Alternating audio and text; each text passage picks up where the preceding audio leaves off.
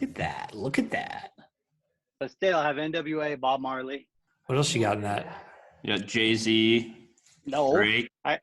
Method Man and Redman autograph photo. And is that real? I don't know. Buddy bought it for me. Mule Deer Jesus. Why is that what that MDJ stands for? Yeah. Why did you – don't call me Mule Deer Jesus.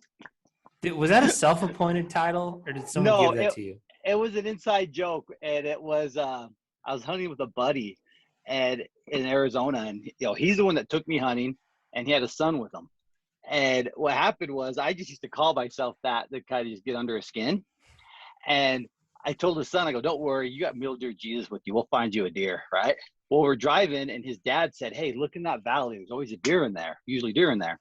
I pulled up the binoculars, go, hey, there's a buck. Son gets out, kills that deer. After he kills the deer, the son goes, wow, you really are Mule Deer Jesus. And the dad's like, I'm the one that told him to look in there. Why are you getting all the credit? That's hilarious. It's stuck. And then with my cousins, from the Crown Burger, I always just, talk crap, said, hey, you're with Mule Deer Jesus. And we were just slaying deer every year with them. So it kind of just, so that's where it kind of came from. Your cousins own Crown Burger? Remember that? Not One real cousins, but yeah. Yeah, the downtown one, right? Yeah. Oh, yeah. Dude, we used to eat there all the time. Mm-hmm. So. And then it just stuck because you kind of became like a local legend in Salt Lake bowhunting community. Well, I did. I am the two-hit wonder. You got to remember that. I'm the two-hit wonder of the Wasatch Front. So you're one better than Milli Vanilli? No, I'm Tone Loc. Oh, okay. I'm the Tone Loc of the Wasatch Front. You could do a new Instagram handle. It could be Washed Up on the Wasatch. Ooh, dude, I totally do using that one. Hashtag. I will use that one.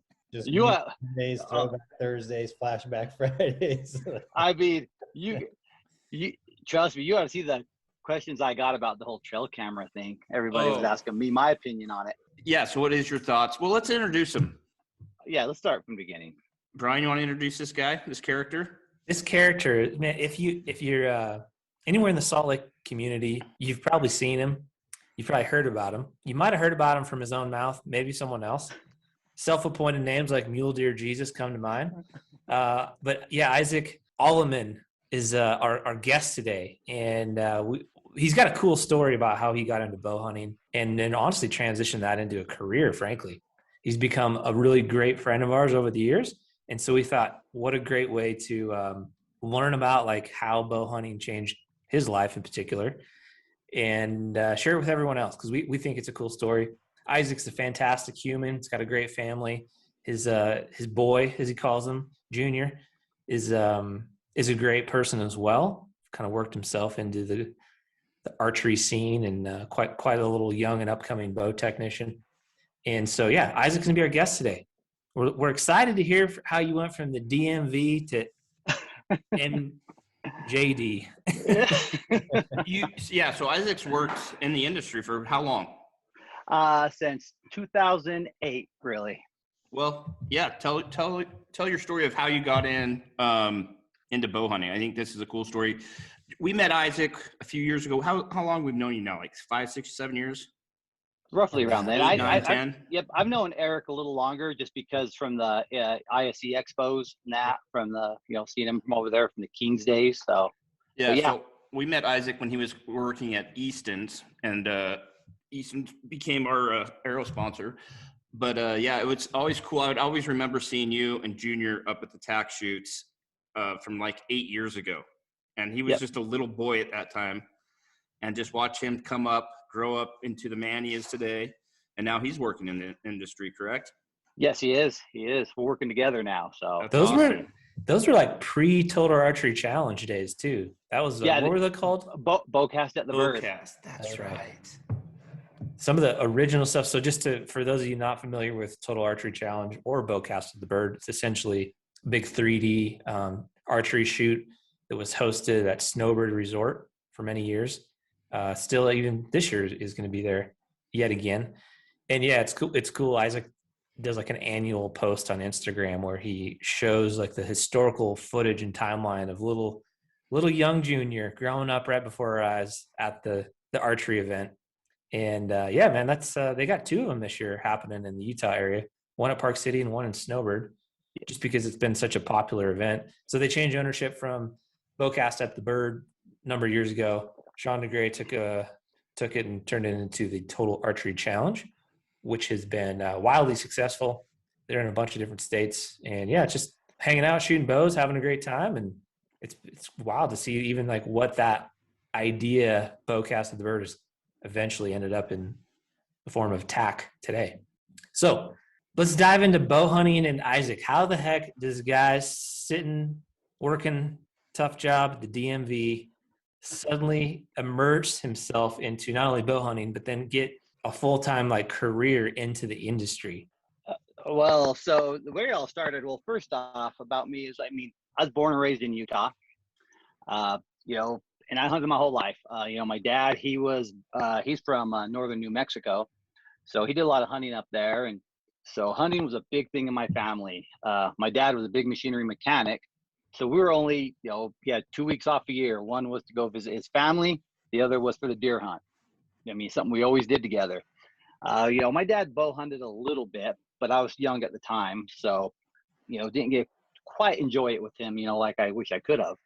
So then, you know, growing up with my dad, you know, we've always just hunted, you know, old school way. We'd hike our butts off, you know, and look for the first deer to see, shoot him in the head for the meat, right? So that's how I grew up hunting. We hunted close to home. We didn't have, you know, horses. We didn't have ATVs. My dad said, well, we hike everywhere. So we hunted the Wasatch Front and the Ochre Mountains. That's where I hunted my whole life. And as I got older, you know, of course, when I was finally able to hunt, you know, that's when in Utah had that bad winter kill. I'm not sure if you remember that, but, you know, bad winter kill. So the hunting wasn't as good as when I got older. So, you know, as I moved forward, you know, being in high school and everything, hell, all I cared about was, I wasn't that big of a hunter in high school. I mean, I wasn't even a bow hunting. Something we did on the weekend. So, you know, I graduated high school, and the only skill I had from graduating high school was typing. So with that skill, you know, hell. And we're probably talking like a typewriter back in your day. Yes, buddy. it was typewriter. I graduated in '94, and I could type. Only skill I graduated with. What type of WPMs are we talking about? Yeah. Oh, I was like 70 words per minute. No way. Yeah, 70 words per minute. Well, reason being is, well, because in high school I was more interested in girls, of course, and a lot of girls took type, so I took type. Made it easy A type. I became good at it, so that's what I graduated high school with, is learning how to type. And you know, after graduating high school, you know, I met my wife, you know, and of course decided to get married, and had to look for a real job. Well, what job skills do I have but typing? So I started off working as a receptionist for a dental and medical office. That's what I did. Did they ask you on your resume how many words per minute could you type? That's how I got the job. Dude, that was like a question back then. You guys remember taking those tests? Oh, I remember like 35, like 35 is the number that's sticking out in my head. And I think that's like what I had to hit to get an A in like 8th or like 9th grade typing or something. So half of what Isaac could do. Isaac had the home road down and just. Oh, yeah, good, man. I want to know this. So it was always about like proper like hand placement and like not looking. Like, did you follow all that? Because I could do 35 words per minute, but I would have to be looking down. It wasn't like proper form. It's ASDEF, JKLM semicolon. Boom, there you go. Wow. Have your hands like that, ready to go, buddy. I just looked at my keyboard and like, yep, he's right. Yeah, look at keyboard. See, there you go. So tell me this. This is like an outdated question. Did anything change from a typewriter to the current setup we have now? Like on a laptop? Well, because now the typewriter, when you took that type test, you were only allowed 2 errors, like whenever you did a test, and you couldn't of course, there's no backspacing or anything. And then when they went to the computer, they didn't allow you to have any, you know, go like backspace or anything like that. You just had to type the document and turn it in, and they graded it for you. So they timed you and did the. Like the keys and everything are in the same exact spot. Yeah. Right? Oh yeah. Yeah. Besides like command and option and control and all that. I mean, Isaac was fast and accurate. Only skill I graduated with. So as moving forward, I, you know, worked for a receptionist at a dental office, and I needed to get benefits, right, for the family. Well, my wife, she started working in the mortgage industry, and this was like, early 97 or 97, 98. So you graduated in 94 and got married 97. Okay, so 3 years later. Yep, 3 years later, got married. She got a job in the mortgage industry, and so my wife made the money in the family, and then I got a job for the state of Utah at the DMV. Well, first the tax commission, I worked in the DMV, and that was my career path. My career path was work for the state and get the benefits and retire. That was my whole What was goal. working for the DMV like? Just like you see, well, I didn't work for the actual DMV where like the whole public went. I worked for the tax commission. Okay. Where I used to do like the undercover license plating for like the ATF and FBI. So we have special license plates. Then I would do impound auctions. When a vehicle was impounded, I would go and do the auctions and sell off the vehicles there. So you weren't pulling the number tab saying now serving 697. Yeah, because I mean, and not to talk bad about the people that work at the DMV, but the few DMVs I've been in my life, don't think I've ever seen any of them smile. And that is so not you. No, hold on, the story gets better. Okay. Because I'm on the edge of my seat. So anyway, that's where I worked. And after I got married, of course, got back into hunting because I landed the girl, so now need a new hobby.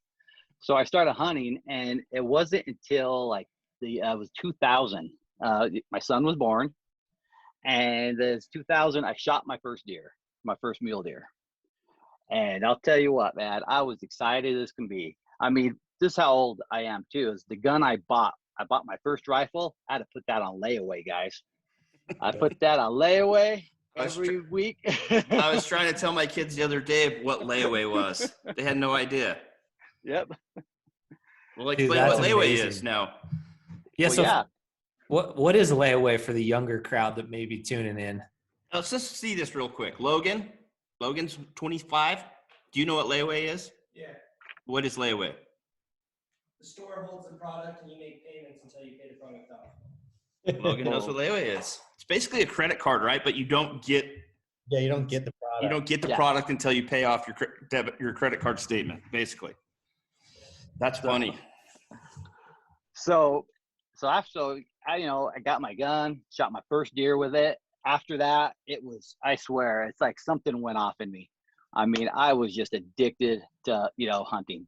Now back then too, the only thing we had, I mean, you didn't really have like all the videos and everything you saw out there was geared towards whitetail. And so it wasn't until I found, it was the Eastman's hunting, the videos. You guys remember those videos? Oh yeah. How to judge deer and everything. You're talking like Gordon Eastman, Mike Eastman, or Yep. Mike? I'm talking about Mike Eastman, the VHS tapes. Yep. And so after that, I started learning more and more about that. As thus, just loving hunting. All right. Well, it's also too around that time. Also, is somewhere in that time frame, they shut down the Wasatch Front hunting to rifle hunting. You can only bow hunt. And I was like, forget that, man. That's so dumb. I was so mad. I'm like, I had never bow hunt. It's like the worst thing in the world they could have done. I was like, how could they do that to the Wasatch Front, man? Can I stop you right there and ask you, like, what was the purpose of them doing that? Was it just because there were so many people recreating up there, or was it because of that bad winter you were talking about? Why did they all of a sudden shut it down to rifle hunting? Well, all those reasons. Number one, we had that bad winter kill. Then also two, like a lot of people were going up there in the cabins as well. And then also number three is they made that extended archery season. And they did this in the actually late 90s, mid 90s, I want to say. But as they did it to keep the deer from coming into the city. That late season Wasatch Front hunt is designed as a deprivation hunt to keep the deer from coming into the city. That's why it's either sex. Yeah. Interesting. But like Isaac said, to apply pressure to the deer to keep them out of the neighborhoods, the streets, the highways, and freeways. So by doing that hunt like that, they basically turned it into a trophy unit, is what they did. Because it's been like that. You said from the late 90s, so it's been just over 20 Probably years. A little more. It's probably mid 90s actually. So maybe like 25, 26 yeah. years. So yeah, and I was anti bow hunting. So for me, I was strictly into rifle hunting. And so after that, after doing my research, reading books, and the only platform we had to really know about mule deer hunting back then was Monster Muleys. The forum. Yeah. Who remembers that? Oh yeah, the old forum. We refer to that site as the internet dating site for hunters. That's how me and Brian ultimately met. Yep. Dude, the hunting forums were big in like the early 2000s. Oh yeah. That's where we all went to consume content, to read stories, to get information, to connect with other hunters. Because back then, I mean, for me, myself, like I didn't know many people in my personal life, like people I actually knew that loved to hunt as much as I did. So it was always fun to get online and connect with people, share stories. And like Casey said, you typically ended up meeting people and going hunting with people, and you really just connected through monstermuleys.com and other chat forums. But that was definitely the biggest one. So for me, from 2000 to 2004, hunting consumed me. Anything I could get my hands on. Now, to give you an example, and I'm ashamed to say this, but like in high school, I didn't read a single book. Okay, not one book. Last book I read was probably like The Outsiders in like 9th grade. All right, and the first book I read since then was High Country Mule Deer from Mike Eastman. That was the book, my first book to read. I just consumed whatever I could regarding hunting. I mean, for me, that's all I talked about. That's all I wanted to do. And I actually started, taking some deer. I mean, my dad and I, and everything was, it just, it consumed me so much that when I was at work, I got called into my boss's office, and she said, big folder on her desk. And she said, you know what that folder is? I'm like, no. She goes, it's your internet history from work. And I'm like, okay. And I'm like, why do you have it? She goes, well, we're just doing audits, making sure nobody's looking up anything inappropriate. However, that folder was nothing but hunting, like the forums, hunting sites, Cabela's, all that stuff. So she went into your search history and printed off all this stuff? They had IT. IT gave her a printout of everyone's, because at the state, you can't be looking at that. And my folder was like that. So it was, that's how much it consumed me, to where I loved it. And then I was always also, as a lot of you do know, I'm also a gear nerd. Okay. I love hunting gear. And back then I was, looking for the latest, greatest hunting gear, and couldn't find it at the time for, over at Sportsman's back then and Cabela's. So I was always going to REI and looking for stuff. And that's where it led me to where one time I was at a store and I saw a Badlands backpack, and it was the coolest looking backpack at the time. Like, oh, I have to have one of these. And that was that time of year of the, I guess, history of hunting, if you will. The early 2000s were another kind of timeline when the technical gear from mountaineering, backpacking started to bleed into hunting, right? Where like correct. Various companies were founded and kind of started making their footprint in the industry by printing camouflage patterns on more technical type gear, whether that be merino wool or like outer layers or soft shell jackets that you would historically find at places like REI. Back in the day, most hunting gear was heavily cotton based or wool based. And that was a very big transitional time where, like the Sitkas of the world, the First Light started getting going. Yep. You name it. Just barely entering into the hunting space back in those days. Well, see, and like this was before 04. Sitka wasn't around back then. You had like Mossy Oak with the Apex gear or something like that. But so I was constantly going to those places. But then I saw Badlands had this cool backpack, right? And of course, I went and looked all over. Well, where could I get one for a deal? Because again, I'm making like $11 an hour working for the DMV, raising a family, right? And I found that they're local. I'm like, oh, sweet.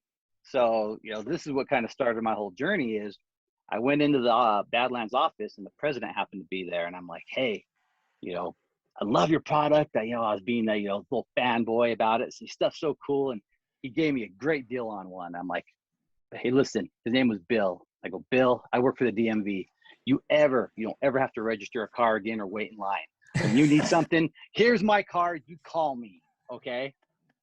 Right there, man. After the guy, one thing about him, he loved cars. He was always buying new cars. So I just made sure to stay in front of his face. And this is back again in the early 2000s. I didn't know what pro staff or any of that stuff was back Don't then. lie. You probably promised him had that no you'd idea. shout him out on Monster Muleys. I didn't even think about that. So what I did, I just an influencer before it was cool. I was a straight poser staff is what I was. All right. So from there, I always stayed in front of his face. He gave me deals on packs. And then, whenever he needed, like I looked up, see when his card would expire, and I'd give him a call. And I'd drive over there, pick up his stuff, register it, and take it back over to him. Never had to wait in line ever. So I got to know him pretty good.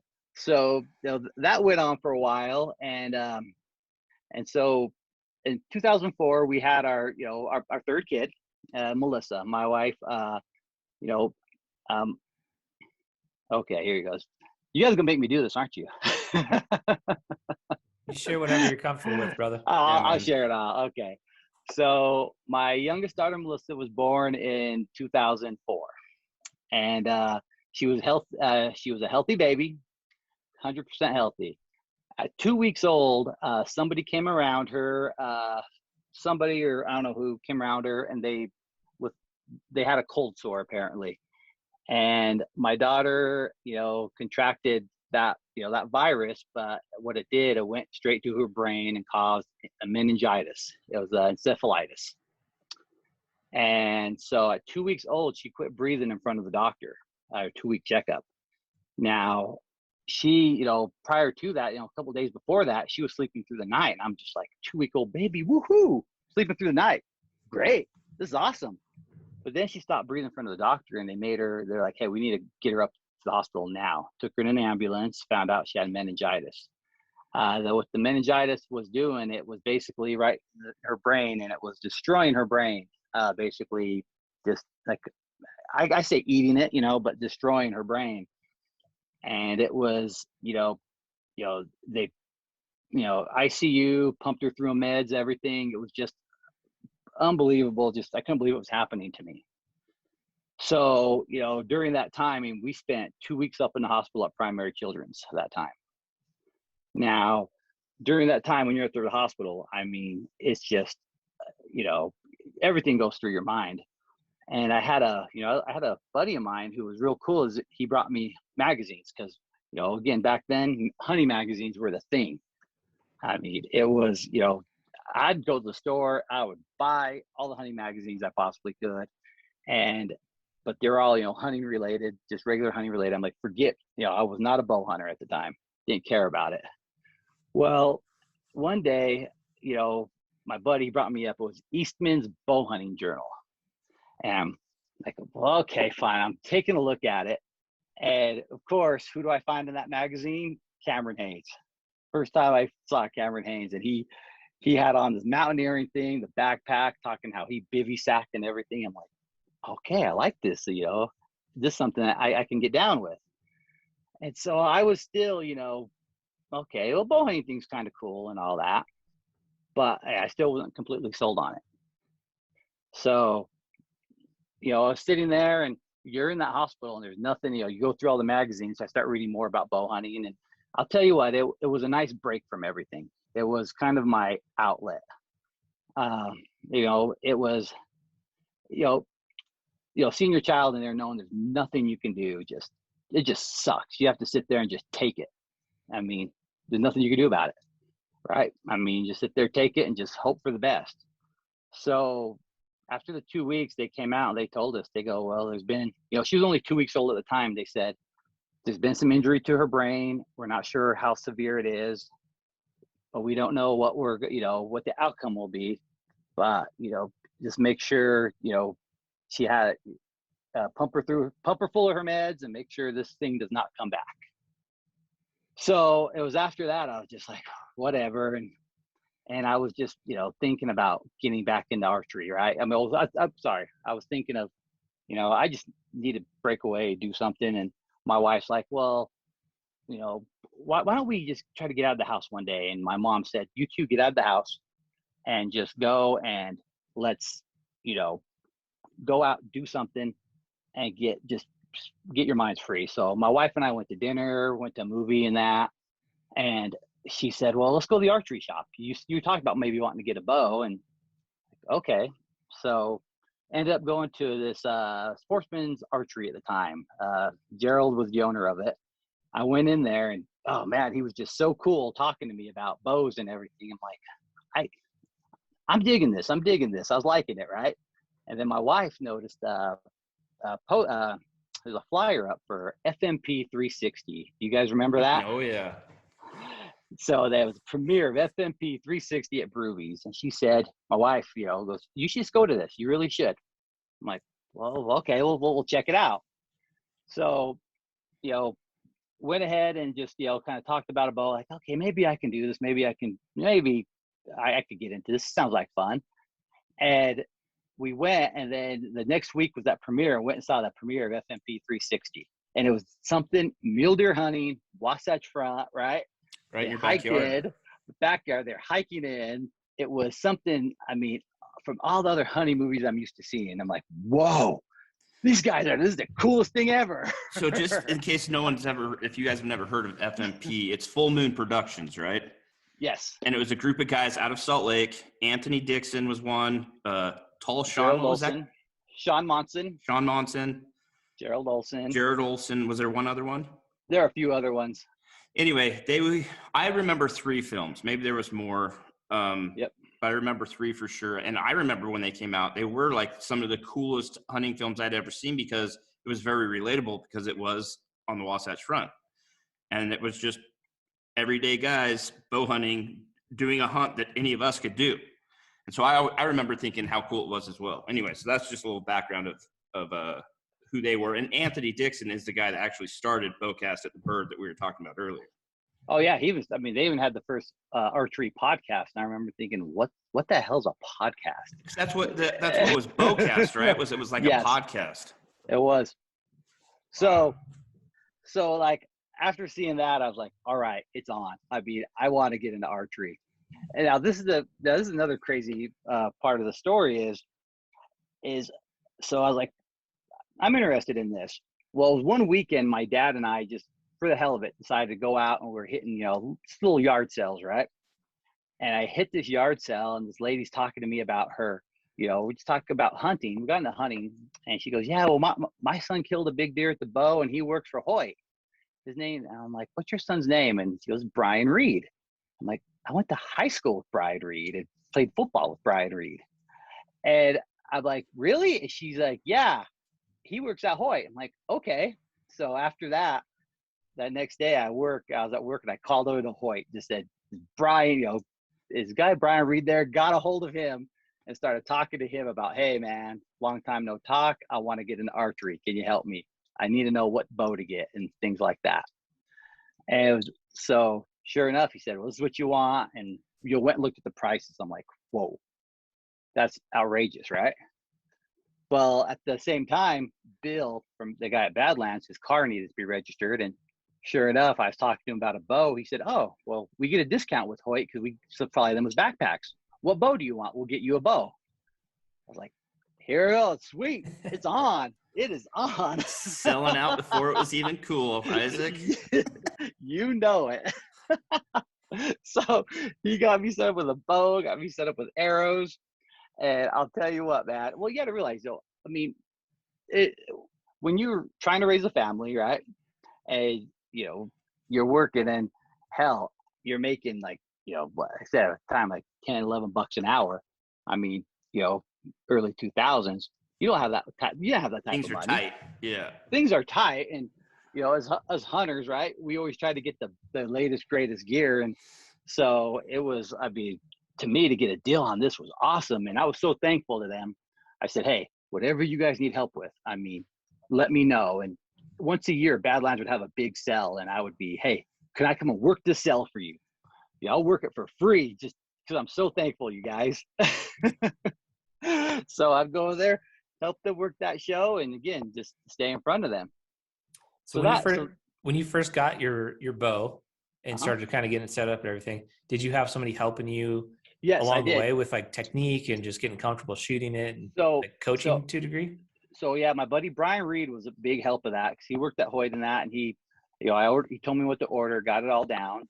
And then from there, I'd go to the archery shop. And what was really cool because, the archery shop was was the place to be because, again, we're dealing with our daughter, Melissa. I mean, we got the news that she's probably going to be, special needs. We didn't know to what extent.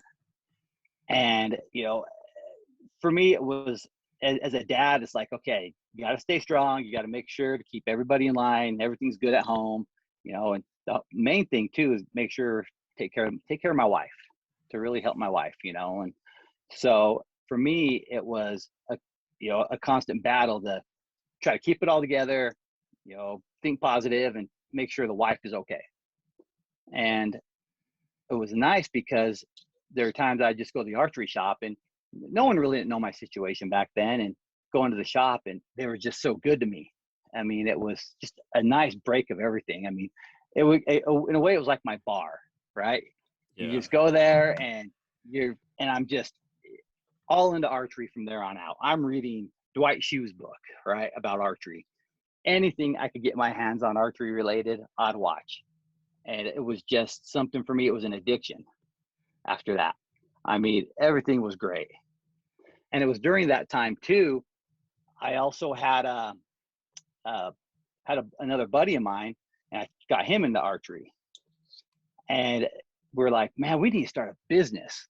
So we're like, okay, what should we do? I go, hey, we should sell backpacks, sleeping bags, and tents for the outdoor people. Now this was like 2006, 2007. And we're like, okay, we're going to call ourselves. I go, backcountryhunting.com. Well, guess what? That name was taken by backcountry.com. So I'm like, perfect. We're going to be huntbackcountry.com. And we had his cousin make this generic website. We had, I went to Badlands. They said, yes, well, okay, you can drop ship, where if you sell something, we'll ship it out for you. We're like, let's do this. Let's go. And we're like, let's go hit the International Sportsman's Expos to sell backpacks. And we hit, we put all of our money together and we went to Colorado and sold 2 backpacks. Because you got to realize back in 2006, $200 for a backpack, $100 for a fanny pack was not happening, guys. You went all the way to Colorado and you sold 2 backpacks. 2 backpacks, paid what, like $1,100 for the space, rented a truck to drive all the product. Badlands was great. They gave us all the product. And then it was this sleeping bag company. I can't remember where they were, out of Utah. They gave us some sleeping bags. And we loaded up this U-Haul, drove all the way up there, got a hotel room, everything. And we sold like 2 backpacks. Did you sell any fanny packs? No fanny packs. Dude, fanny packs were in back then. It was nothing. I mean, it was so bad. I mean, we lost money, and I was like, I really wanted this to work, right? But it just wasn't happening. It wasn't happening at all. So it just, I mean, it was it was a wreck, needless to say. So that whole business thing, kind of went south. And then again, don't start a business with your friend, because him and I are no longer friends. Yeah, man. It sounds like you guys were way ahead of your time, right? Like you knew these things were coming, these techie gear things. Yeah. That apparel and backpacks and gear would get more techie. You guys had a website and you were literally too early. Yep, exactly. Timing is everything, right? Like the tools that we have now, like social media and YouTube and all these other platforms, you could have probably ran with a website that sold these awesome products, which we're seeing now. They're popping up. Like they're oh, good. Yeah. You guys were way ahead of your time, man. Way ahead of our time. And it kind of, what kind of fueled that too is to kind of jump back. I kind of jump back to the story is, my daughter was born in July. She got sick, in July, and it was, I got my first bow probably, I want to say I got my first bow So it was July, I think it was August when I got my bow, you know, I got into archery. And what happened was, I want to say, so a few months later, what happened is my daughter relapsed. So just like with a cold sore, right? You get a cold sore, they could come back. Well, the cold sore came back. And again, it was in her brain, and it put her in the hospital. Well, exact same time that happened, my dad, who is, you know, my dad's, you know, old school man's man, you know, never took a day off, never took a sick day. He went down with bacterial meningitis at the same time. So I had my dad in the hospital, my daughter in the hospital again. And it was like one of those things where, like, you know, my dad's my hero. He never, ever seen him down like this. I mean, you know, never went down. And I had both of them in the hospital, not knowing what to do. And we're like, okay, well, when she gets out of the hospital, my daughter, how are we going to make this work? And thank God for being at the state. They have that act, the FMLA, Family Leave Act, where I was able to take 3 months off and care for my daughter. Well, it happened to my daughter and my dad, they got out around the same time. So because I was able to take that time off, I was watching my daughter and helping my dad. I had them both at the same house, caring for them, feeding them, giving them their medicine, making sure they're okay. I mean, I was like a nurse basically. And, you know, you guys, I mean, can you imagine, you know, your dad's this healthy, strong guy your whole entire life, and now you're helping him with everything, right? Yeah. And so I did that for 3 months, and I'll never forget. I went in to see my doctor, just for, you know, for your normal physical, and I told him what was going on, and he said, Isaac, do you need any antidepressants? It looks like you're going through a really rough time, and do you need antidepressants? I'm like, no. He's like, well, you sure? I'm like, yeah, because every afternoon I go shoot my bow in the backyard. And that's what I had right there. I had the bow. And it's unbelievable how just that bow and arrow right there can just kind of just change things, because I was so into rifle and muzzleload hunting. And like I said, I mean, I was a little bow curious back in the day. So can I ask you, what was your holdup? You said you were against bow hunting, like not that you just weren't into it, but you were against it. What made you against bow hunting? Because they messed up my Wasatch Front where I used to hunt with a rifle. Okay, so it was when the law got passed or the new seasons changed. The law got passed, but also it was very intimidating. Look at what you walk in there, and the different sights, all the different releases, the arrows, the bang, all that stuff was just so intimidating. And I felt it took me so long to kind of catch up in the hunting, because I really didn't focus like I did back in the day. You know, hunting like, hunting as hard as I could. I mean, I just hunted on the weekends. And so I felt like I was behind the curve already. And I'm like, I don't need to learn something new. I mean, I got rifle, and I'd like to do muzzleloader. That's what I'll do. So Isaac, that was a big holdup. Real quick, now kind of reflecting back on what you know and how passionate you are about archery, for anybody listening that might kind of just be at the starting point of their archery endeavors, or they've considered maybe trying bow hunting or just shooting bows in general, the intimidation factor, what kind of advice would you give anybody that's maybe just been hesitant because there's a lot to learn, to your point, right? I think there's similarities of trying to learn fly fishing. You walk into a fly shop and it's just kind of overwhelming, right? Like, you don't want to look like an idiot, but you're still interested in getting going. I think, you know, even if you want to pick up golf, you go into a pro shop, there's just a lot to absorb. What kind of advice would you give anybody looking at archery? Oh, right. You know, when it comes to archery, just get out there and just go try it. Just try it. And there's one great thing about this archery community and hunters, you know, they want to help. You got a lot of people who are more than willing to help you with it. And it's a lot easier than you think, especially now with the way they have the release aids and the bows and everything. It is so much easier now to get into it than it was even, you know, I mean, back when I was, you know, it was still pretty easy, but it's actually, heck, with all the YouTube videos and the things out there, there's a lot of ways for people, you know, just to help you out with it. So you definitely once you start it, it's a lot of fun. I mean, I enjoy watching people get into archery and start shooting for the first time. And, it doesn't matter what type. One thing I love about a bow and arrow when it comes to shooting, unlike sports, right? I mean, for instance, it's like Casey trying to guard me in basketball. I totally smoke him because I'm way better than him. All right. But archery, we're the same, because it doesn't matter if you're 6 foot tall, if you're 5'7", doesn't matter. You're all shooting the same bow. I mean, so when it comes to like any type of competition and that's why archery is really levels the playing field and just comes down to, patience and form. And it's something that just, I mean, it's a lot of fun. And for me, like for the whole archery thing is, again, after my whole daughter and everything, I was always going to the archery shop. And then my son, Junior, he would tag along with me. I mean, a little kid. I mean, every chance we got, we'd go to the archery shop, because my days were spent when my dad and daughter were sick for 3 months was going over there in the morning, feeding them medicine, taking care of them. And then come home in the evenings, my wife would be like, go to the archery shop. I mean, my wife has been really supportive. I've been so lucky to have someone like her. And okay, I'll go to the archery shop and go hang out there and shoot my bow.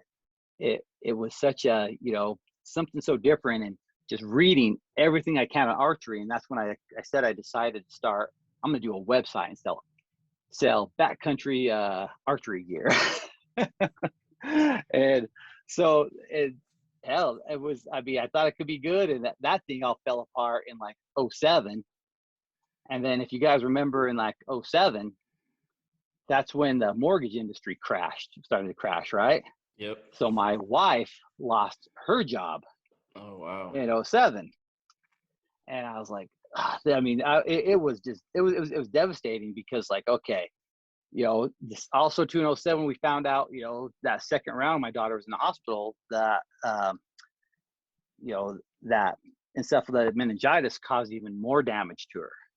And they basically said, they go, listen, your daughter is going to eventually, I mean, she can be in a wheelchair for the rest of her life.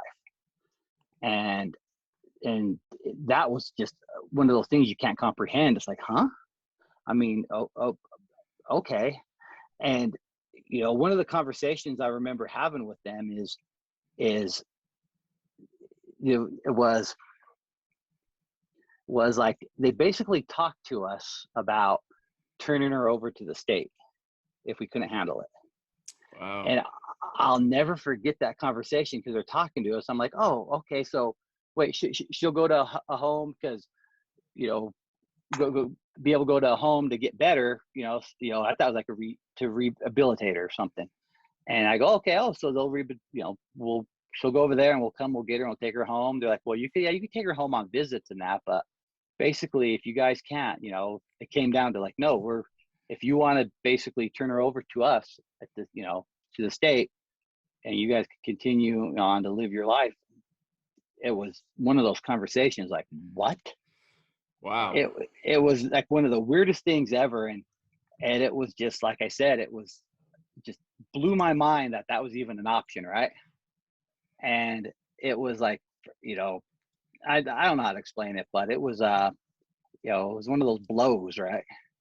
But the one thing was, my wife, it devastated my wife when she heard that. And so, again, you got to just be there, as a husband and something like this, I did care about my daughter, but my wife was so worried about her. I'm like, okay, that's when I learned I got to shift my focus and make sure to take care of my wife and take care of her and just be there for her and do whatever I can to make her happy. And that's when somebody says, well, then who takes care of you? And I'm like, archery and planning for a hunt. I mean, seriously, that's what I did. I planned everything for hunting and archery, and it was one of those things. And the funny thing about that one is after she got out of the hospital, my wife's like, my wife's like, go up in the mountains, you maybe, go find someone going to hike with. I told her, you know what? I'm going to go by myself. I'm going to take a bivy sack, because that's what Cameron Haynes did. And I'm going to go up there and I'm going to use everything in the book I can to see if I could find a big deer. Right. And no kidding. I went up there, on my hunt, just to kind of, get my thoughts together and everything when all this went down. Went up there, stayed up. I mean, it was like a 3-mile hike in, but I was prepared for like 10 days. I had like all this food. I had like 9mm with an extra magazine. First time in a bivy sack by yourself up in the mountains. And sure enough, man, didn't sleep that night at all. And I'll tell you what, when that sun sets and you're up there by yourself, that's when you could go to places in your head you don't want to go. But I'll tell you what, when that morning comes and you see that first velvet mule deer, it's unreal. It was probably one of the, like, again, it sounds corny, but all that happened. I go up there, sleepless night, you see a mule deer, and it's like everything was better. I don't know. I mean, it sounds crazy, but it was. I don't think it sounds corny or crazy at all. I think so many people can relate to exactly what you're talking about for different reasons, throughout their lifetime of being outside and in the mountains is a place to heal and reflect and, find yourself to a degree. And man, I think this story that you're sharing is super relatable for many people. Well, it is, because it's, when something happens when you're a child, with your kid and something like this happens, I mean, your wife has a great, of course, moms, which should be, they're the ones, the mother's love is unreal. And the support for the moms is, from friends and family are always right there. It would be dads. Heck, we're dads, right? I mean, what does dad get? We're expected to be tough and not show too much emotion. Exactly. I mean, what does dad get? All we get is a big piece of chicken for dinner. That's it. Right. I mean, other than that, everything's about the moms. So for me, I mean, it was so nice just to go out there and see and be over there and just, see that. And what was cool about it was I took all the information I learned, right, from the Eastman's hunting, the book, the videos, and in the area I've hunted my whole entire life, and I found the biggest buck I've ever seen in my life over there. And that's when I was like, oh yeah, this is it. I found this deer. I couldn't believe it. Went up there. It was probably one of the, greatest things ever. Like, everything was better. So I'm like, it's on. Next year I'm doing dedicated hunter. And what dedicated hunter is in Utah, a lot of it's a program where it's a 3-year program and you're allowed to hunt all 3 seasons. Archery, muzzleloader, and rifle. And you can only take, you can only take 2 deer within the 3-year program. So I go, next year I'm doing this. Because I wanted to find that deer. I'm like, if I don't find them after this, I'm going to do that, that program. So moving forward, so archery, hunting, I was into archery. Hunting was my main goal. But my wife, like I said, lost her job for the mortgage industry. So my wife came and she got a job over at the state of Utah with me. That was fun. I'm some sarcasm, Isaac. Isaac's never sarcastic. So I'm like, well, both of us are here to have benefits, and then when my wife got there, working for the state, like you said, working for the DMV, nobody's ever happy, right? You said? Yeah. Well, I got written up while I was working for the state of Utah because I was too nice and too friendly with everybody there. And of course, because I used to work with the impound yards and that. And one of the impound, was working with the impound yards, and somehow somebody thought I was taking bribes from them. And so I got written up for, for like buying a car from them at a discounted price. And they wrote me up. I was like, forget this. I'm done. I mean, this is unreal. And they said, well, you're too nice to these people. I'm like, well, I'm trying to be nice because we work with them. We don't have to put the iron fist down, But again, you're telling me that when I go into a DMV and no one's smiling, it's because they're required to not smile? You know what? Makes sense now. Honestly feels that way. I'm telling you. So anyway, go ahead. So I got written up, and I go, and my buddy Brian Reed, who's looking for Hoyt, said, "Hey, Easton's hiring a customer service representative." I'm like, "Well, hell yeah!" So applied, and I got the job at Easton. And this is the end of 07, right? 07, I got the job, customer service. I'm like, I'm at Easton customer service. I'm gonna be here forever, work my way up. And I was working there, and so I started there that October in 07. So I worked there, loved my job. I got to go to ATA for my first time, and I was like, whoa, this place is amazing. It's new. I wanted to be there. And of course, Badlands was at ATA, went there, talked to them, hung out with them for a little bit. And then the expo started that February, the hunting expo. And I told Easton, I said, can I take some vacation days so I can go help Badlands at their booth at the expo? I'll have to help them work there for free. Again, pro staff stuff, all about pro staff. Went over there to the expo. So I was working with them, and I was just selling backpacks. I mean, just slaying it. And the owner goes, Isaac, you need a different job. I'm like, well, okay. He tells me, he goes, how about you come work for Badlands? I'll make you my sales manager.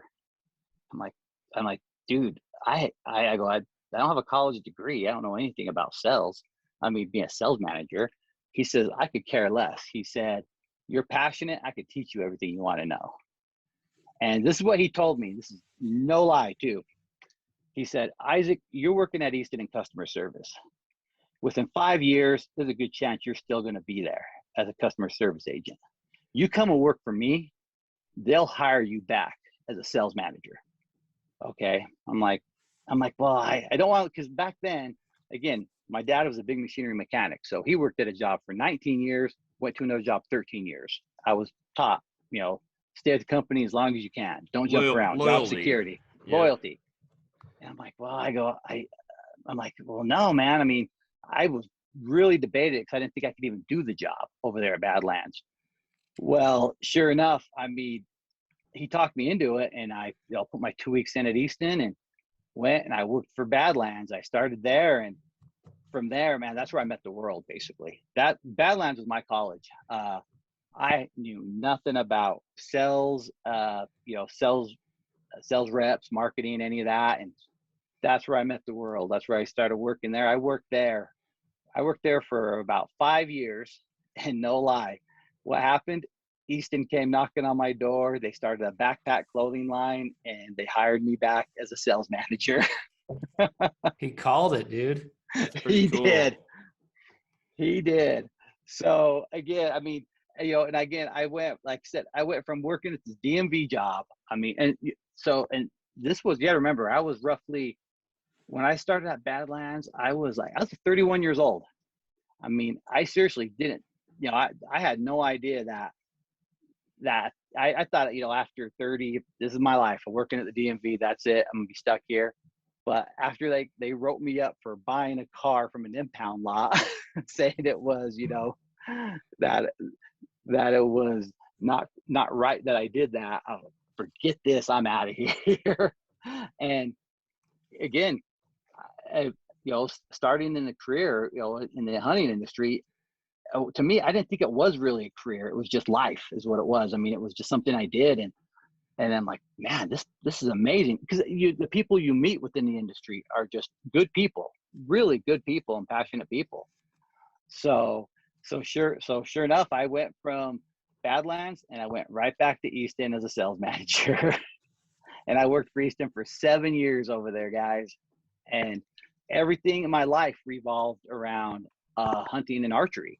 I mean, my son got older, and he was always with me at the archery shop.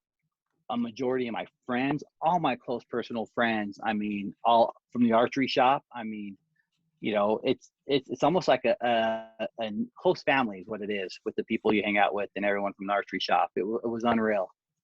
So it's been a great experience and a wild ride. I mean, yeah, man, if there's one thing that I would say is probably one of the most common comments we get from a lot of our viewers is, how can I find myself a space in the hunting industry? How can I make this a career path? And hearing your story, I think so many people are going to be able to relate to your story and learn from your story, because like you said, you never really just jump right into it. And Isaac, you're like the perfect example of being kind to others, doing nice things, and those things coming back tenfold. So just the little way you kind of like told your story and navigated through relationships and just being nice to people and it coming back here and there, like that's like the perfect story for our viewers to hear, and how to kind of find yourself a spot in this space is work hard, you know, obviously your positive attitude and your work ethic, but just being kind to others and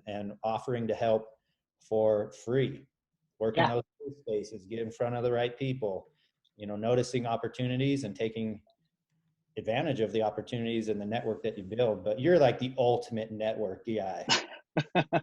Well, my motto in life is, I saw it out of some book, but it's not what you know, not who you know, it's who knows you. Yeah. Because the thing about it was, when Easton went to hire me from Badlands, like Easton got a new president, and they started this backpack and clothing line. And the new president, he didn't know who I was. He came from, I think he came from like GSM, the big conglomerate like that. And he asked the sales rep groups, all the sales reps at the time, they go, I need to hire a sales manager for backpacks. Who should I hire? And he's like, oh, dude, it's Isaac guy. Because again, I stayed in touch with all the sales reps from Easton when I went to Badlands, the people I worked with, and being at the shows and that. And so he asked them, they said, you got to hire the Isaac. Then he asked somebody out west, hey, I need to hire a backpack. I'm looking for a sales manager. Who should we hire? And they said, you got to hire Isaac. And by the time he got around, he said, so Isaac, I asked the whole industry all over, and I've asked I asked 4 people, and out of the 4 people, all 3 said you. So I figured I had to meet you and offer you a job.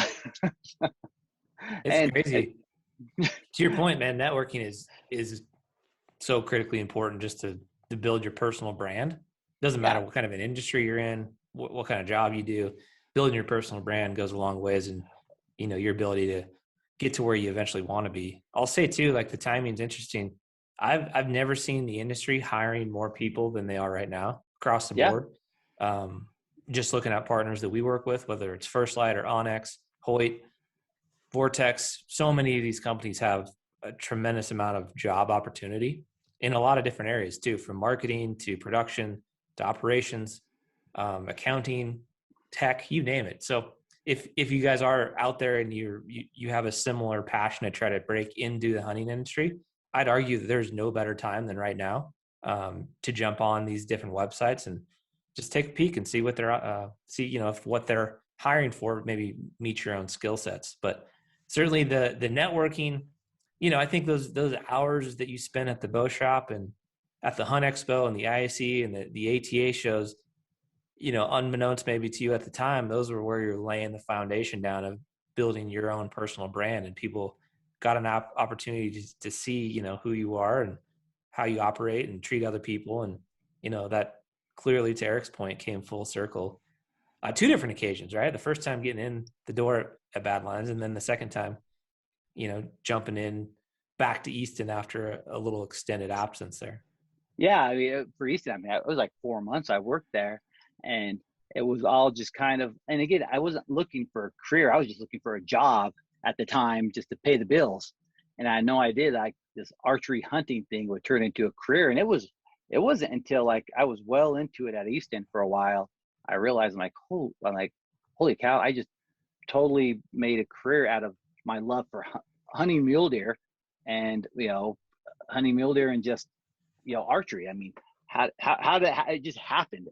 I wasn't planning. I didn't go into this thinking, okay, I'm going to go and be a pro staff guy and eventually work my way up to a job there and they're paying me. I mean, I never asked anything for these guys though for free. I always said, hey, if they gave me something, let me help you. Let me help you work, do something for it. I mean, just don't give it to me for free. Because back then, that'd be really how I didn't think of, hey, yeah, I'll shout you out on Monster Muleys, or hey, I'll put you in my top 8 on MySpace. Okay, if you guys give me something for free. All right. You're really aging yourself now.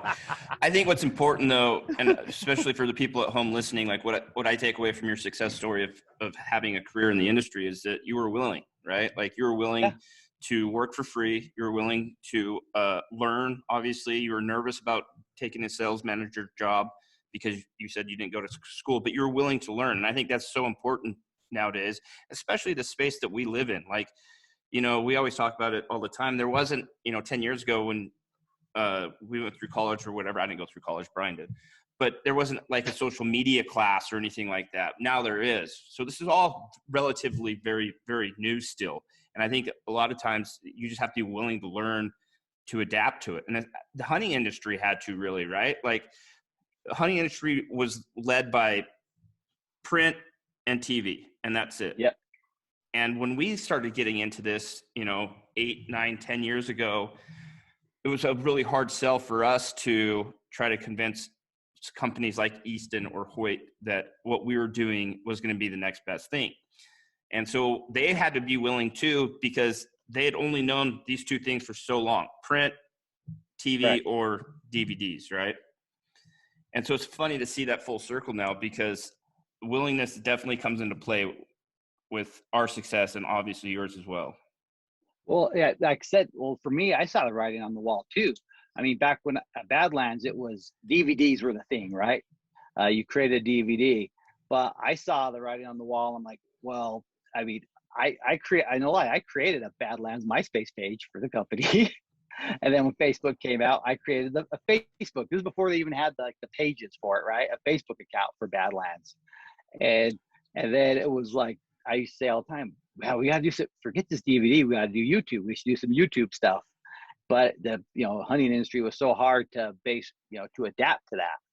Yeah. I mean, it was unreal. So, what you guys did has just been great. I mean, I love what you guys did for this industry, especially on helping getting the younger generation involved. Because my son, again, so to go to my son, he was with me all the time into this, and he didn't know what, to him, I'm dad. Okay, you're not cool, right? With your dad, and he grew up knowing who Cameron Haynes was and all these guys and Badlands, working at, going to shows with me and everything. But it wasn't until he started seeing your guys' videos. And if you remember, Eric, we're at Total Archery Challenge that one year, and he asked for your autograph, and you said no. And it crushed him. Yeah, I have to agree, because I see him and like a friend, right? Like he's my pal. He asked for an autograph, and I was really just like, yeah, no. Like, in Eric's defense, anytime an Aleman says something like that, you're like, are you being serious or not? I know. Yes, I know. Are you giving me a hard time or not? Like, what are you doing here? So I would, Eric was like, what are you doing?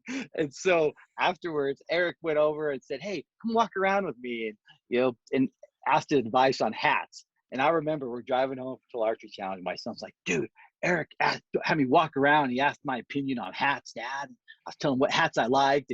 But that's what really started fueling the fire for him, because, he liked hunting. He was into it. He played football, and, him and my nephew both, I used to take him hunting from the get-go, but you could tell they weren't quite, they weren't quite sure about it.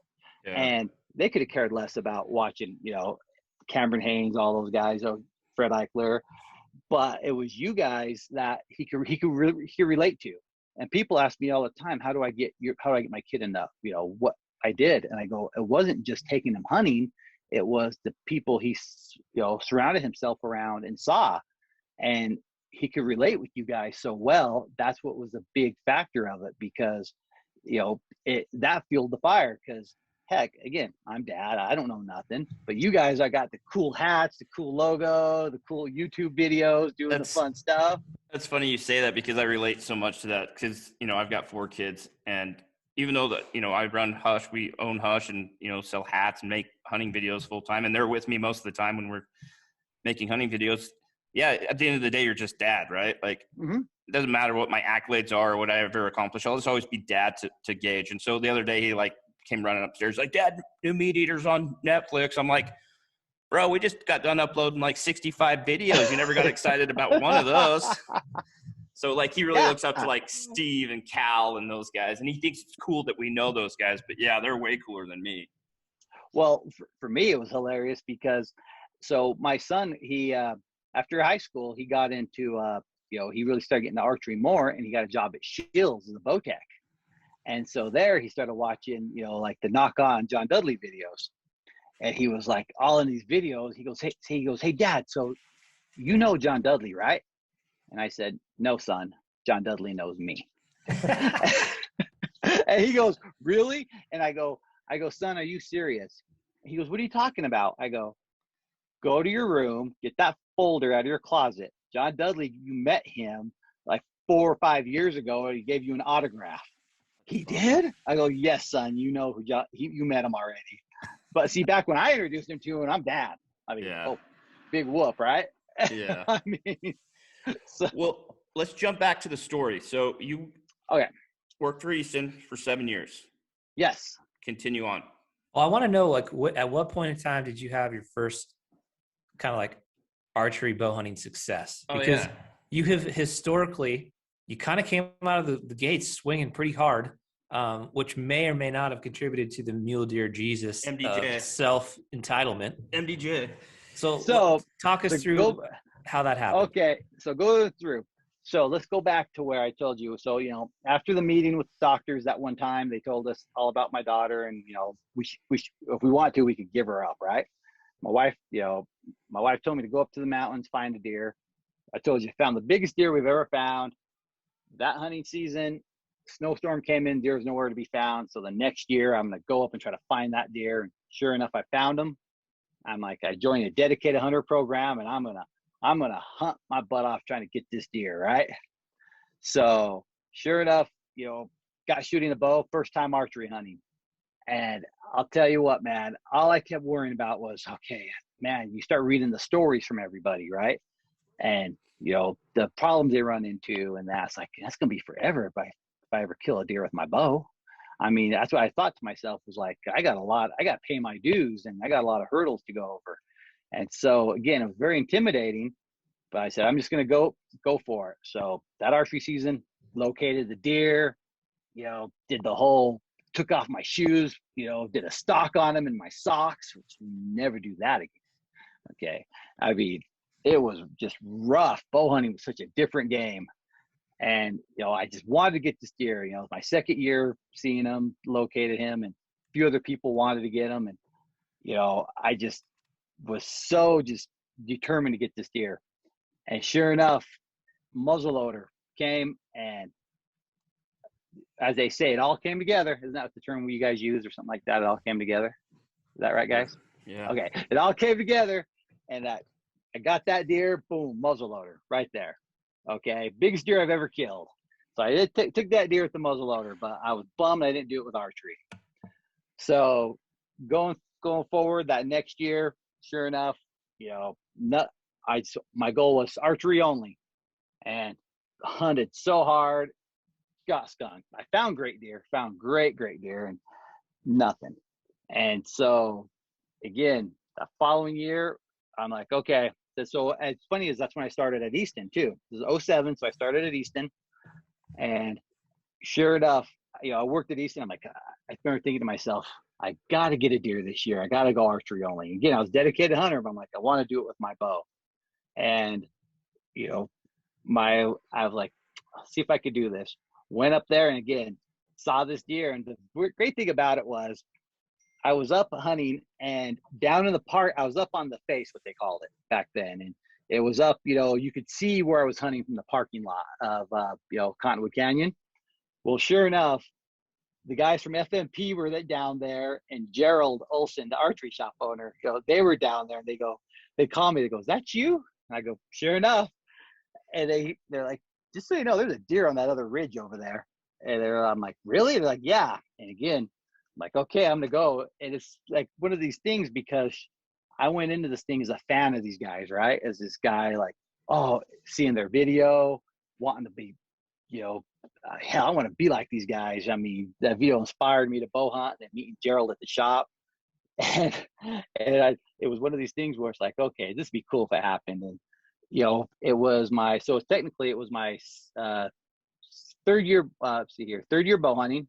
Went up there, and there was this deer, and it was, first shot, just missed it completely. I was shaking so bad, missed. Like, oh, I was just devastated. And what happened was during the rut, the deer turned around and came back and took my time. Squirrels went off. And I remember when I released that arrow, never forget it. I'm like, oh yeah. I just remember thinking, oh yeah, nailed that deer. 3 years into bow hunting, I shot my first deer with a bow. It was a 4-point, you know, all the guys from FMP were down there. Gerald, all watching through spotting scopes. They said when they saw that deer get hit, they were cheering, high-fiving. And sure enough, Gerald, Anthony, and Sean Monson came up the mountain to help me pack this deer off. So That's my awesome. third year bow hunting, I tagged out on a 4-point. I was so excited. Wow. And I was addicted. So then after that, I started at Badlands, and I was like, okay, to me, I'm like, I work at Badlands. I got to kill a deer. My goal was I'm only going to kill a big deer. Boy, I put the time in and everything that following year and nothing. So at this time, I'm like, one deer, that's it. Well, the next year I figured I'm going to take it easy. I'm going to do it, go back to the days of scouting, doing all the, pre-scouting, doing my research and all that. And that year I hunted and I found this buck, this beautiful buck. And again, a buck consumed me for a while. And it was, I was hunting with a friend of mine, and it was during the rut. And he said, have you ever tried rattling a deer? I'm like, no. And he goes, let's try rattling. And he's rattling. And I remember I'm sitting there, I'm eating my sandwich thinking, God, I hope nobody sees me. This is embarrassing. He's making so much noise. And nothing happened. And I go, this is where I seen this deer before. He's around this, in this area. And we go to this area. Sure enough, he was there. And, I saw this, I found this deer back, so this is 09. And I saw this deer. He was this wide, he was a 32-inch 4-point. All right. Biggest deer I've ever seen in my life at the time. And I remember thinking, like, there's no way I could kill this deer because, God, he's just so big and everybody knows about him. But I said, my goal was, I'm going to go up to the same area, the same route, as much as I can, and hopefully I'll bump into him. And that was my whole strategy, is just keep doing that. And I said, this deer was in this area. He hangs out in this area. We went over there. Sure enough, he was there. And my buddy started rattling. And no lie, that deer turned around, came around. And I remember the snow was deep. And that deer got in my range. I was shaking so bad. I fired one off, missed completely. But the arrow was hitting the snow. And the deer had no idea what happened because my buddy's rattling. So I get another arrow, fire off another shot, missed completely, went in the snow. And I'm like, okay, get it together. And I remember knocking that arrow, and the deer took a step and his head was behind the trees. And put that arrow on him, shot, and I flinched and I hit him in the back, that back rear quarter. And that deer came running by. I remember I hit and just turned around, like ran towards us, and it was bleeding. I was just I was just stunned. And I just remember thinking, oh God, I just wounded a deer. I was devastated. Well, we tracked that deer down and we found him dead. And that was, my second deer with the bow was that. He was a 32-inch, 180 4x4. Wow. I mean, now this is, again, back then, this was, like I said, 2009. I had my BlackBerry with me. Facebook was new. Now, this is how kind of this whole, the MDJ, Wasatch OG thing started, right? There are guys who've been killing deer on the Wasatch Front for years. I mean, FMP did a great job at that. But, like, there are guys like Matt Bateman and Kip Fowler. They were killing monsters.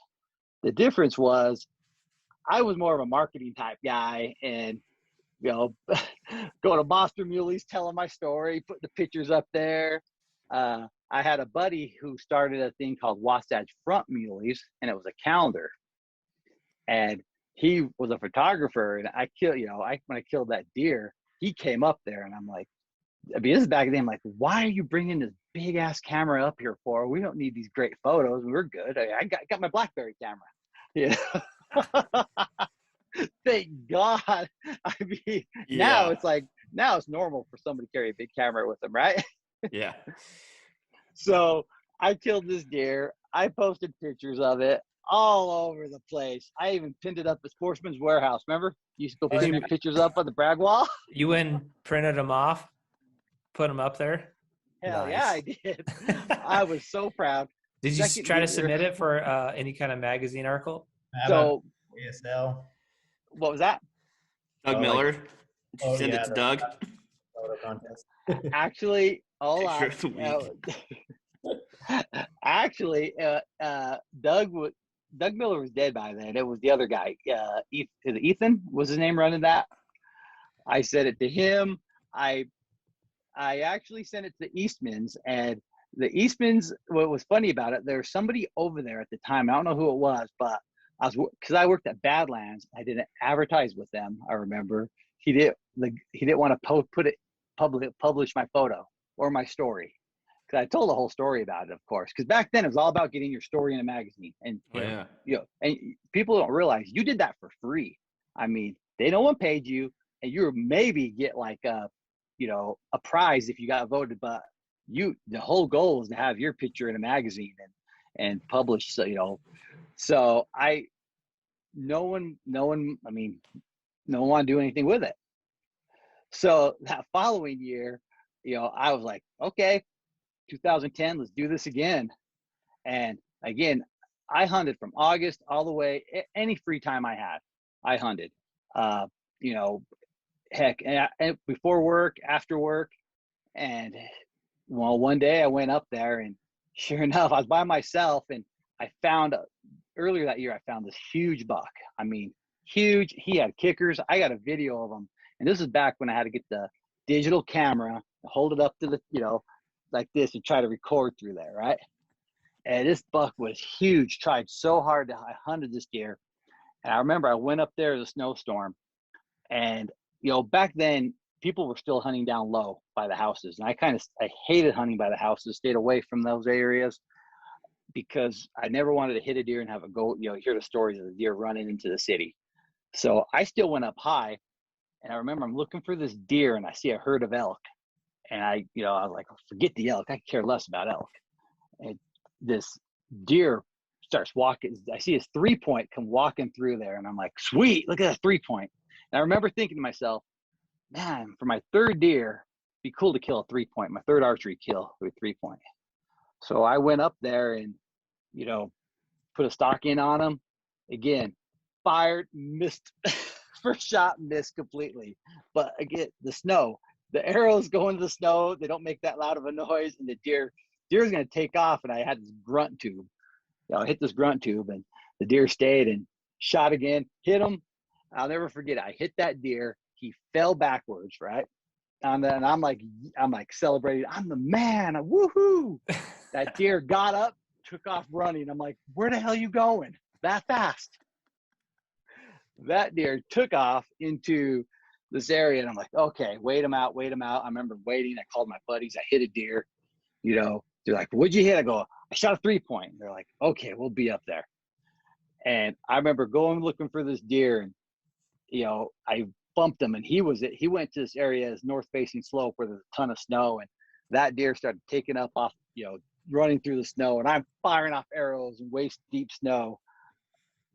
I about launched my quiver at this deer. And I just finally see him just die. And I'm like, okay, good. Out of food, out of water. I was just going up there that day just to see if I could, locate the bigger deer. And I had no idea at the time, what I really, shot. So I'm waiting there. My friends come up, and I remember they're like, what the hell are you doing shooting a 3-point way up here? And I pulled that deer out of the snow, and this was a 31-inch 3-point that scored again like 180, like 184 or something like As that. a 3-point. As a 3-point. Another 30-inch deer. But at the time, my friends were like, whoa, but I didn't know how big it was. And so they came up there. We got the deer off the mountain. I remember we went to the Cotton Bottom, to get something to eat. And we went over to Anthony Dixon's house, who was part of FMP, and he shot a deer that day. We went over there, and I brought him out, and I remember they put the measuring tape on him. It was 31. I'm like, holy cow. I didn't realize how big he was until afterwards. And again, so started posting pictures, Facebook, monster muleys and everything.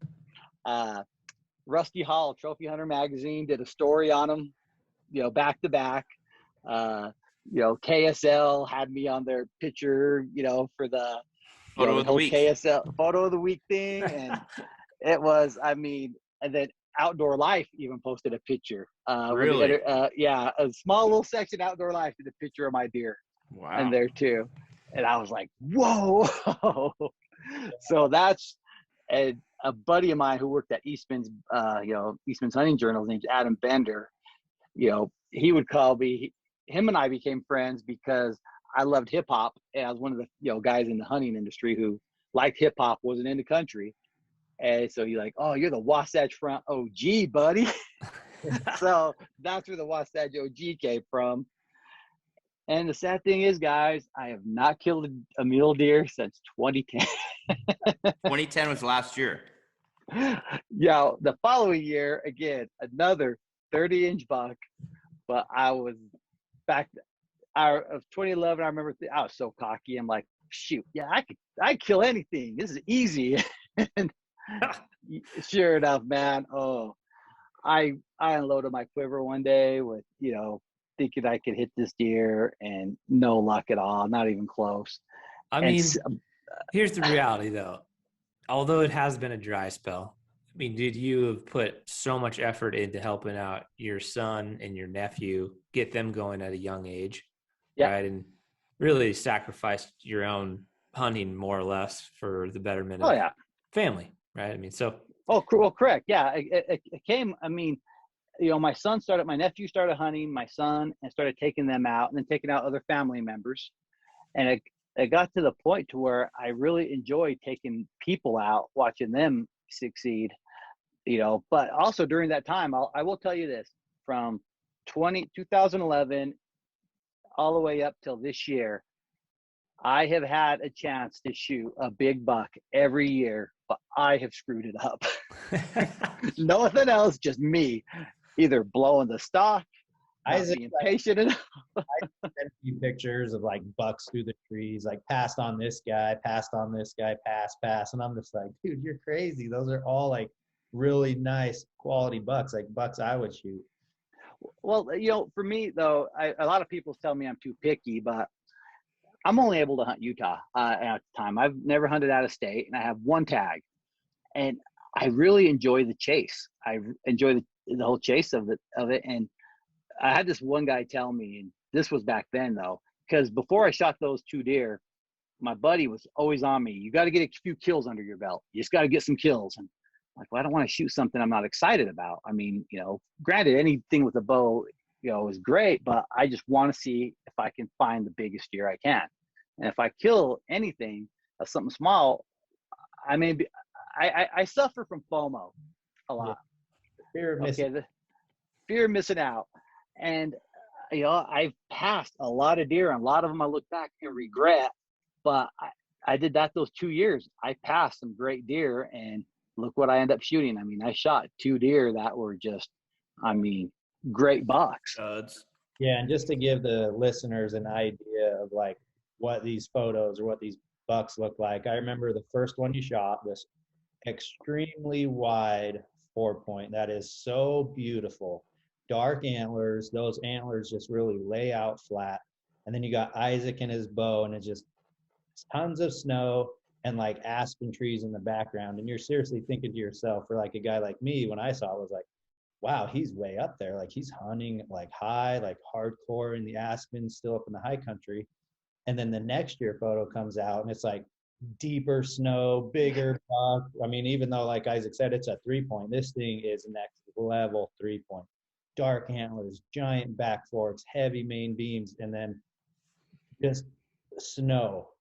So much snow that you're like, dude, this guy is like way up there. Like you said, most people are usually hunting the lower elevation where the deer are migrating down and easier to access, and it's totally different terrain and vegetation. And you got Isaac 2 years in a row, back to back, shooting giant mule deer, big, heavy old bucks in the deepest snow. And you're like, who is this guy? Like, how does he do it? Like, how does he do it? because the one is one and you're like, yeah, you got one.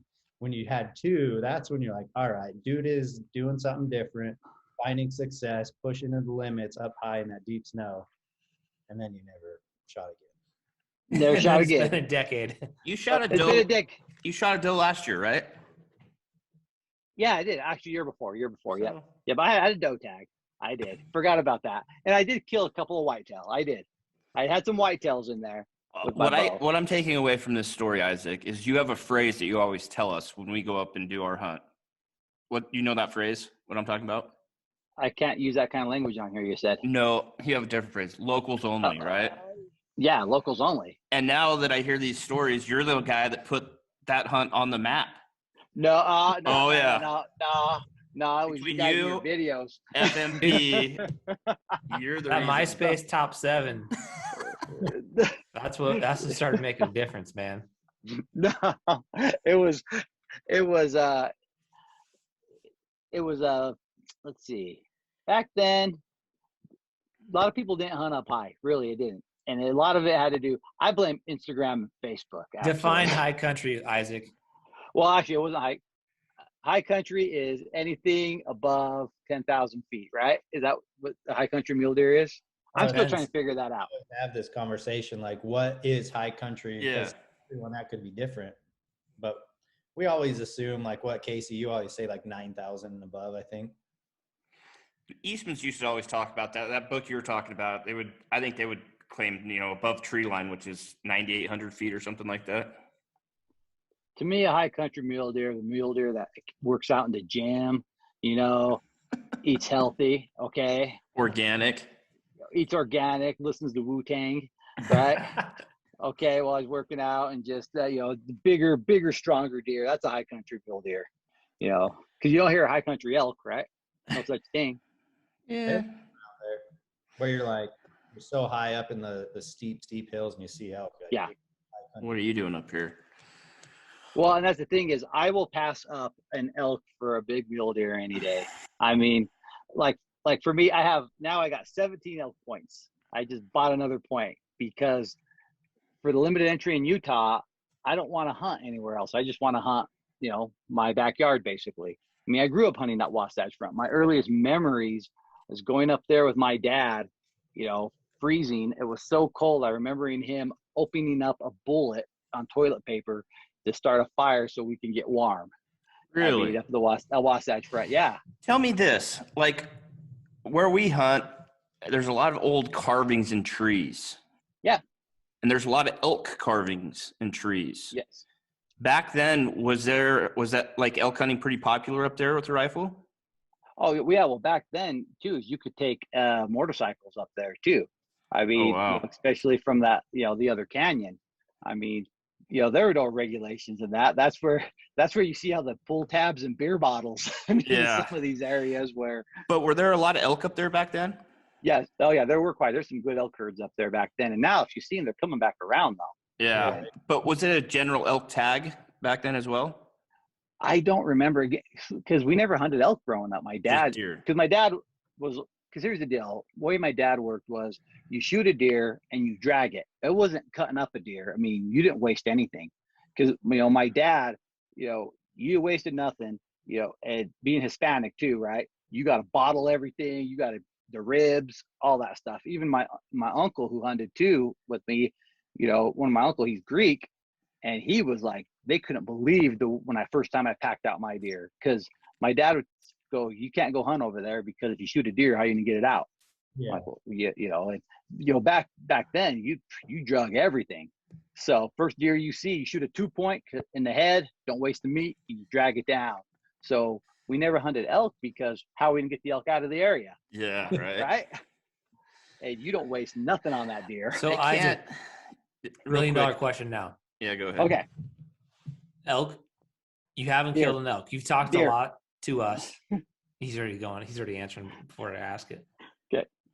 Would you rather shoot a big, mature 6-point bull elk or a 4-point mule deer? 4-point mule deer. Well, Still. where depends. Where at? You tell me. Anywhere. Okay. You got 17 points in Utah now. You have never Yeah. killed an elk. Yes. Still gonna go mule deer over elk? Here in Utah, yes.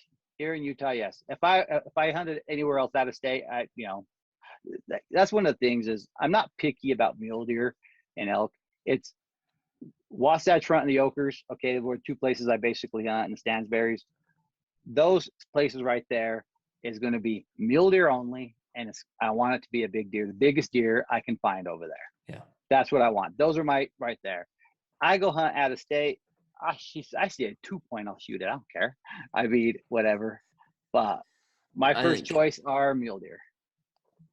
I like it, man. I like the thought that, that's like kind of like your stomping grounds, and you want, you're not just after this animal, but you're after an experience to hopefully get this animal, right? Yeah, exactly. That's cool. It's fun. I mean, people who know me, I've had guys run into me up there. Is when I go hunting, it's an all day thing, and it's hammocks. I mean, God, who was it? Somebody ran into me up there. I was in my hammock with a little speaker listening to Bob Marley. And he still remembers that. So I was in my hammock, listening to Bob Marley, middle of the day. Carving out little ducks. Cooking spam. Cooking spam, carving out ducks. That's the fun of it. But see, that's how I made it fun for my son. Yeah. Because when I hunted with my dad, it was a death hike, right? It was a fanny pack with spam, sardines, and a canteen. And tortillas. That's what we had. And that's what I was fascinated about, getting backpacks to carry more gear to be more comfortable. But my dad would just take me on these death hikes. I remember just hating it. So when it's time to take my son up there, I sure enough, it was like, you know what, son, we're going to go up there. We're going to go up there. We're going to have fun. So that's one of the keys to taking your kids hunting is it's going to be fun. We're going to go up there. We're taking the little jet boil, and we're going to cook some SpaghettiOs, and we're going to hang out. And then we're going to make a fire, right? And then, if we happen to see a deer, we do. And then following that, as he got older, it was like, he got a bow. Okay, we're going to go up there, and you're going to shoot, if you see a grouse, shoot it. You know what I mean? And shoot the grouse and make a fire right there on the spot and cook it over an open fire. I mean, it was go there, stump shoot. You know what I mean? Fling all the arrows you want, son. That's what it was. It was go up there, have fun first, hunting was second. I think, I always speak to that when people ask, like, how do you get your kids involved in the outdoors? And I think that's the number one key right there is just make sure they're having fun. Even if you have no chance of harvesting a deer, as long as they're having fun, they're going to want to come back. I remember those early mornings with my dad doing the exact same thing. We'd hike from morning till dark. We'd rarely see deer. And I was like, this is not that fun. Well, and I remember too, back when we hunted with our parents, spotting scopes were not a thing. Oh, no. I mean, my dad joked at me. He's like, what the hell? What do you need that for? I didn't help. And I remember it was the last time my dad hunted with me before he got sick, is I had that spotting scope, and I, spotted deer and we tagged out. I mean, we went a long time after like that 93 winter kill till 93 to 2000. No deer, never seen a buck at all. Wow. All right. And then after 2000, I started learning more, reading more. It was every year we were tagging out every single year. And then, like I said, after I killed those 2 deer, I haven't killed a deer since 2010, but I looked and I helped. I helped 12 people kill their first mule deer since awesome. Since 2010. And that's where, again, the whole mule deer Jesus, I'd always say, okay, mule deer Jesus is here. What kind of deer do you want? Oh, no. And it feels, if you watch your Instagram feed or your boys' Instagram feed, it's like 2 things I can always count on. You guys are having a good time, you're joking around, and you guys kill. Like, I'm just impressed with you guys, especially your boy. I mean, every year on this very difficult bow hunt we have in Utah, like, he's tagging out, and it's like, dude, these guys like get it done and are having a lot of fun. You can definitely go after your content. Yeah, it's been great. Well, like with my son, I mean, once he was able to hunt, he filled 7 out of 8 mule deer tags, and the only one he didn't fill is when I had my back surgery. That's the only year he didn't fill his tag, and he filled 7 out of 8 public. Your nephew Kyle has turned into quite a great little hunter himself. Yeah, my nephew Kyle. I mean, he got into it too, and I mean, I have a total of like 7 nephews, and he's the one that really got into it and just take it to that next level. And it's funny because I'm watching the progression of everything, right? My dad got us into hunting. My dad wasn't into the, wasn't into backpacking, camping. It was like, okay, hunting season's going to be, hunting season comes around and it's the weekend before. Well, let's go make sure our guns are dialed in. That was it. I mean, it was for us. And so then for me, hunting became a year-round thing, preparing for it, scouting, and I started using the spotting scopes, right? Spotting scopes was a thing. And now with Kyle and my son, they're all into trail cameras. They're into the trail camera thing, the spotting scopes, and then the technical side, the bows. Like my son became a bow tech. I started working on the bows. So that's where we end up going with that. It's like seeing the progression of it move up higher.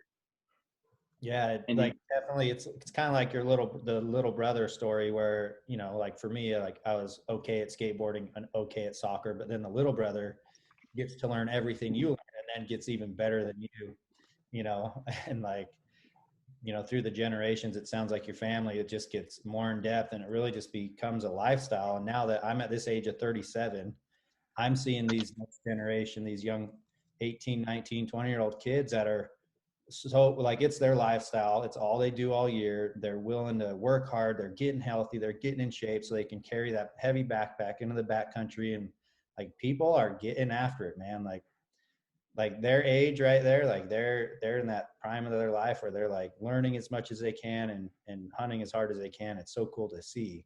There's like a whole new generation underneath us. It's like next level. Yeah. Yeah. So much further ahead than all of us were. Yeah. And I think largely it is what you pointed out. I think all of our dads were similar in their style of hunting based on how they learned, Yep. and we're just slowly evolving. And it seems like every year kids are getting a little bit more advanced, a little bit more knowledgeable, putting in more effort. It's definitely cool to see the transition happen. So Isaac, what's the update currently with Melissa, and kind of where are you guys at with that, and how's bow hunting contributing to your life now, some 10, 11 years later? Well, what's absolutely crazy is if I start looking at it, I mean, I would have joined a dedicated hunter program, right? And I was planning to do muzzleloader and archery, muzzleloader and rifle only. I never probably would have dove into archery if it wasn't for being stuck at the hospital and getting that bow hunting magazine and seeing, because you got to remember back then, archery guys were the only ones backpacking in. I mean, a lot of rifle hunters weren't doing it back then. I mean, it wasn't quite the thing. The only people you would see were archery guys doing it.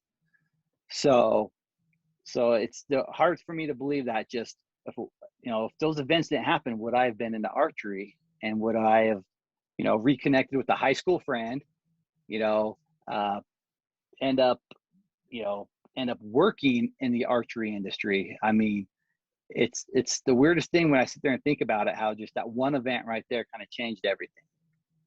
So, and as for my daughter, she's she's doing good right now. I mean, she's doing good right now. I mean, unfortunately, the good news is she qualified. Well, the good and the bad, she qualified for Make-A-Wish. You guys saw that, right? Yeah. The bad news is she qualified for Make-A-Wish. She started having seizures and everything, and we got, that was a rough time, but we got that under control. But she got sick, and her lungs, basically, she got pneumonia, and it kind of did some damage to her lungs. So unfortunately, her lungs are gonna, they said her lungs are gonna give out, one of these days. And it's one of those things where it's like, again, you just got to deal with it and take it. But as of right now, at this point, she's doing pretty good. It's you guys see my, people who follow me on social media. One thing I'll tell you is I try not to put anything bad or negative on there. I just try to keep positive, because there's some special needs parents that follow us. And one of the things is, I want to, let the special needs parents do is just keep a positive attitude about all this, because, it's pretty easy to get sucked into where, people start feeling bad for you. And sometimes I feel that makes things worse, because then you feel like a victim and you get addicted to that. And everyone's always wanting to help you. And the next thing you know, like I've seen some people where, they fall out down cycle where everything's really negative on their social media feeds and everything about situations like this, and it brings them down. For me, my social media is more of a scrapbook, fun, and hopefully inspiring some of these parents to, like, you know what, you don't need to list everything going bad. I mean, just, you know, list the good, take advantage, celebrate the good moments, basically, is what I always tell people to do, is celebrate the good. You know, don't, you know, if you focus on that, that's what's going to happen. If you start thinking about the bad, then it just brings you and everyone around you down. So as of right now, my daughter is doing great. And it's, again, unbelievable that, you know, she's the one that kind of changed everything. I mean, that's whole, you know, my whole life. I mean, again, I was in my 30s. I thought I was going to work at the DMV, retire from the state of Utah with, you know, their pension and all that stuff was my lifetime goal. I would have never dreamed doing all of this. So, and the follow up as far as the job, working. So, you know, I said I worked for Easton for 7 years. Unfortunately, last year, in February, they had some budget cuts and my job was eliminated from Easton. So after 7 years, I was no longer working for Easton. And that was really rough. And I'm going to tell another story here, which is unbelievable, is to talk about how this community works. And I haven't talked about this with anyone yet, but what happened was I got let go from Easton, and, you know, I worked in the industry for like 11 years, and I always had a laptop computer. And I remember, Brian, you and I were talking, and, you know, you said, hey, well, give me your resume and I'll see if anybody's out there hiring. And I remember, I go, dude, I don't even have a computer at home because we have iPhones, and I always had a laptop all this time. So I don't even have a computer. I mean, we have an old Mac desktop that was like, oh, I don't even remember the password. And I think it's probably got some type of virus on it from Junior, not from me, but some type of virus on it that I don't even know anything. I mean, because my wife uses her computer, we all use our phones. I go, I have a computer to even for my resume. And I go, everything I have is on a little hard drive, like a little, with a USB, you know, hard drive. And to show you how great this community is, there's a guy out there, Mount Physio, Preston Ward. You know, I was telling him the same story, and this guy got together with you guys, Mountain Ops, you know, some other people in the industry. All these people got together, and all you guys pitched in, and you guys got me a new computer. It was unreal. I mean, you guys pitched it and got me a MacBook Pro. Unbelievable. I mean, you know, I got let go from Easton, and I remember when I got let go from Easton, I was always scared of leaving a job like that, because it's like, you know, you leave a job like that where I was the guy at Easton who gave out free arrows, hooked people up, you know, made sure they had the latest, greatest gear and took care of them. And I remember thinking, it's like, if I ever left this, would I still have these friends? Or do they just like me because of I've given them free stuff? And for some people, yeah, that is the case, but not for you guys, I mean, or anything. I mean, that was, again, thank all of you for that and everyone that pitched in. But yeah, this community right there, that's what they did. I mean, it just goes back to, I mean, we just did a podcast with a guy, Daniel, that we took out on a hunt last year. And, you know, we didn't take him out on a hunt because he was in a wheelchair or anything, but because of how positive he always was. And you're that same guy, man. Like, you've been dealt a tough hand, but you've always maintained super positive outlook on life. And that's very inspiring to us. I know, for me anyways. 100%, man. Preston, you know, approached us and asked if we would want to help. And obviously 100%, you know, you were going through a professional setback and looking for that next opportunity. And I mean, dude, you can tell just in this story, you're going to inspire a lot of folks that hear what you've been through, how you and your wife have navigated these incredibly difficult times. And dude, you guys are always so positive. And I know at times you're probably using humor as a protective cover to a degree. That's what you're great at. Humor. Yeah. Hey, it is what it is. Dude, you're one of the best, man. We love you dearly. And just again, how you've approached life is super inspiring to so many folks, including us. And yeah, I'd say we're some of your biggest supporters and fans and friends. And, you know, that'll never change no matter where you work or what the situation is. And we definitely appreciate you sharing a little bit more about your life and your story and how bow hunting really impacted you in a positive way. Thank you, man. I appreciate that. I really do. You guys have been great. I mean, it's exciting and this new chapter in life. I mean, see where it takes me, because now Black Rifle Coffee offered me a job. They're looking to get into the hunting world and offered me and my son a job, a matter of fact. So now Junior and I are the archery folk over at Black Rifle Coffee. And I'm sitting here looking back. It's like, wow, all from shooting a love for hunting, shooting a bow and arrow. I am working with my son at a job we love and in an industry that we love. It's unreal, completely unreal. So it's pretty cool, man. Isaac, where can the people find you? They can find me on Instagram, basically. What is my Instagram handle? Don't act like you don't know it. It's washed up on the Wasatch. Washed up on the Wasatch. Well, man, we appreciate you jumping on here with us. You were one of our favorite people that we've met in the industry, and I hope you know how much we love and appreciate you and your family's friendship. It means a lot to us, man. It really does. Thank you, man. I appreciate that. Yeah, it's been a long time, man, since those expos, seeing you around, hustling the backpacks, getting to know you. And I got to say, anybody who knows you and your family, and especially you and your boy, when you see Isaac and his boy at an event at the archery range, you better get your stoked level up, because their energy, you'll never match their energy, and they have a way of bringing others up with them with their positive energy and their love. They always make you feel welcome. They always make you feel stoked to see you and loved. And you guys have a special way of doing that. So, well, thank you. Hey, now I'm on coffee, so it's at a whole new level, guys. Hold on. like going to the expo, it's like, okay, there's Isaac. Like, get your stoke level up. He's gonna want to hug. You better get pumped. We gotta hug it out. Exactly. That's I'm right. a hugger.